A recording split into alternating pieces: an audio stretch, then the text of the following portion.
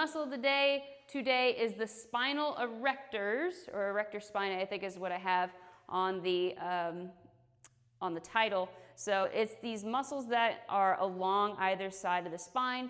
It goes on up. Again, we're going through a series for the core. So the core, we've done the rectus abdominis, the six-pack abs, the obliques, which again is the external and internal obliques, so it's more along the sides. And now we're looking at the back, those spinal erector muscles. We don't talk about that enough, of them being part of the core. The core's number one function is to stabilize the spine, and these muscles are directly connected to the spine. And these are responsible for things like back bends, so being able to, or Superman's, but being able to do a back bend here, and then I'm going to be doing something, I'm going to be doing deadlifts today, so that works those muscles there. It prevents the collapse of the spine, so the spinal erectors again can flex the spine, the spinal erectors extend the spine, so they help balance each other out, so that way that spine stays nice and safe within motion, right? Because all of these work synergistically together.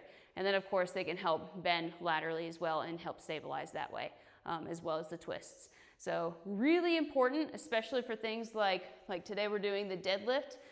This is a very functional movement, so this can definitely easily be translated into picking up a child, picking up a heavy box off the floor.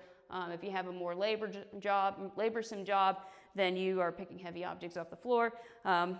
Examples are limitless, but as you bow forward and then being able to resist this tension here. Sometimes when we pick up, when they say don't lift with your back, this is what they mean. Actually, you're not lifting with your back technically, because these muscles are all stretched out and not contracted at all. So when you're lifting up this way, that's an injury waiting to happen. If you're totally disengaged with the back, I should say, and it's, you know, it's very rounded, not supported at all, that's where those back muscles can, or the back itself might actually get injured.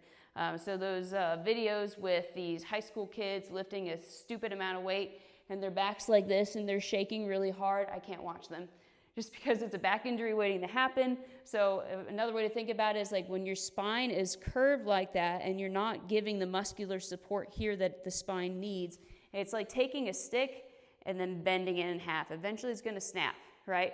So these spinal erector muscles help brace the spine by equaling out the pressure. The abs might be very engaged here, but then it's not relieving any of the pressure for the vertebrae on the other side. So by sticking the butt out, lifting the chest up, that helps engage these muscles a little bit more, so it evens out the spine so those vertebrae aren't smushed one way or the other, and your nerves can move more freely, and you're not going to literally break your back. So being able to bow forward, pick up that object, and move around safely with that correct bracing of not just the abdominals, not just the obliques, but also those spinal erector muscles that will help keep your back safe. So there is your muscle of the day. And